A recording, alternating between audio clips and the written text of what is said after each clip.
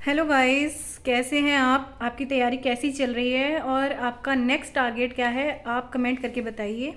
देखिए, जो भी जीडी की तैयारी कर रहे हैं या फिर वनडे कोई भी एग्ज़ाम की तैयारी कर रहे हैं, कोई स्टेट एग्ज़ाम है या फिर आप मान लीजिए पुलिस वगैरह की, सेंट्रल की, सीआईएसएफ की, इस तरह से तैयारी कर रहे हैं, डिफेंस लाइन में अगर आप जाना चाहते हैं तो ये आपके लिए वीडियो बहुत ज़्यादा इंपॉर्टेंट हो जाती है। तो इसमें आज हम बात करने वाले हैं जो भी हमारे जीएस के इंपॉर्टेंट टॉपिक्स रहने वाले होते हैं। देखिए, इसमें जो जीएस के कुछ इंपॉर्टेंट टॉपिक हैं वो मैंने नोट डाउन किए हुए हैं जो मेरे हिसाब से हैं, क्योंकि मैंने अपनी जब तैयारी की थी तो बहुत एक डीप एनालिसिस किया था इन चीज़ों का कि कहाँ से क्वेश्चन आता है, कहाँ से नहीं आता है, तब जाके मेरा इतना अच्छा स्कोर बन पाया था जीडी में। तो हो सकता है आपको एनालिसिस करना नहीं आता हो। देखिए, ज़रूरी नहीं है कि हर स्टूडेंट को करना ही आता है, तो हम आपकी मदद करेंगे उसमें, मतलब जो भी हमसे हेल्प हो सकेगी। तो आप मेरे चैनल से जुड़ जाइए, आप मेरे चैनल को सब्सक्राइब कर लीजिए, क्योंकि इस पे आपको सारी ही इन्फॉर्मेशन ये मिलती रहेगी, जो भी इम्पोर्टेंट इन्फॉर्मेशन है। और मेरे व्हाट्सएप से आप जुड़ना ना भूलें। मेरा व्हाट्सएप नंबर आप नोट कर लीजिए, 9302926647। ये मेरा व्हाट्सएप नंबर है। आप इस पर जब मैसेज करेंगे तो आपको लिंक मिल जाएगा ग्रुप का, उस ग्रुप में आप जुड़ जाना। तो उसमें जो भी इंफॉर्मेटिव कंटेंट रहेगा या मेरे जो नोट्स रहेंगे वो आपको टाइम टू टाइम मिलते रहेंगे। ठीक है, चलिए हम बात करते हैं स्टैटिक जीके के कुछ इंपॉर्टेंट टॉपिक्स। जैसे कि हमारा पहला हो जाता है भारत के लोक नृत्य और शास्त्रीय नृत्य। यहाँ से बहुत क्वेश्चन आते हैं, डायरेक्ट वन लाइनर क्वेश्चन आते हैं, रिपीटेड क्वेश्चंस रहते हैं। अगर आप इसके लिए प्रीवियस ईयर क्वेश्चन को उठाते हैं, जो भी प्रीवियस ईयर सेट रहते हैं, तो ये आपको बहुत ज़्यादा फ़ायदा देगा, क्योंकि वहाँ से बहुत क्वेश्चंस रिपीट होते हैं।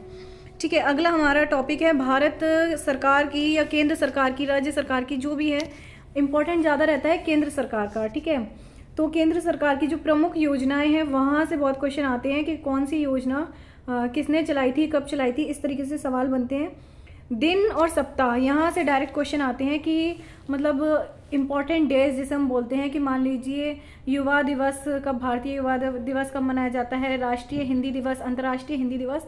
यहाँ से क्वेश्चन रिपीट होते हैं और वही उसमें सेम पैटर्न रहता है कि मतलब जो प्रीवियस ईयर है जब आप उसको लगाओगे तो बहुत सारे आपके क्वेश्चन रिपीट होते हैं, वहाँ से आप लगाना ना भूलें। ये आपको जीके जीएस में बहुत हेल्प करता है।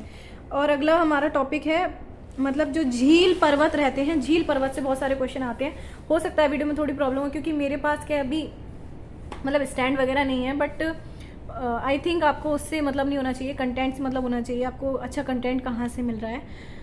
प्रमुख अनुसंधान केंद्र जो हैं वो इम्पोर्टेंट हो जाते हैं। अनुसंधान केंद्र आप कहीं से भी पीडीएफ अरेंज कर सकते हैं या फिर आप यूट्यूब से निकाल सकते हैं, पेड कोर्स ले रखा है या फिर कोई भी बुक, ये टॉपिक्स आपको मिल जाएंगे उसमें, क्योंकि इंपॉर्टेंट रहते हैं तो जनरली मिल जाते हैं।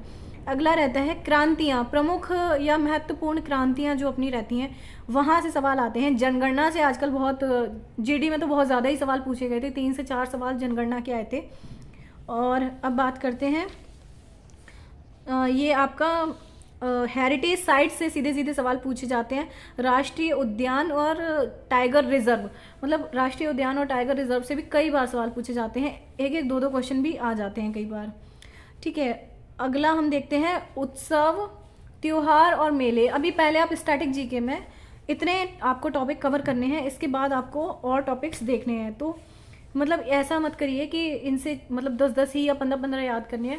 आप एक अच्छी सी बुक ले लीजिए, बहुत ज़्यादा महंगा नहीं आता है, कोई भी आप बुक ले सकते हैं जो आपको मार्केट में अच्छी लगे, और वहाँ से ये चैप्टर्स आपको पहले कवर करने हैं। इसके बाद नेक्स्ट आपको जो टॉपिक्स रहेंगे वो इतने इम्पोर्टेंट नहीं होते हैं, बट छोड़ना आपको कुछ भी नहीं है। और आगे और भी वीडियो अगर आप चाहते हैं कि मैं किसी टॉपिक पर लेकर आऊँ तो आप मुझे कमेंट करके बता सकते हैं। ठीक है, और बताइए आपका नेक्स्ट टारगेट क्या है, कमेंट में बताइए। Thank you. और एक चीज़ और है, अगर आपको स्टडी रिलेटेड कोई भी प्रॉब्लम आ रही है, कोई डाउट है या क्वेरी है, तो आप मुझे कमेंट करके बताइए, जिससे मैं आपको उस चीज़ का, उस प्रॉब्लम का सॉल्यूशन दे पाऊँ। ठीक है, धन्यवाद।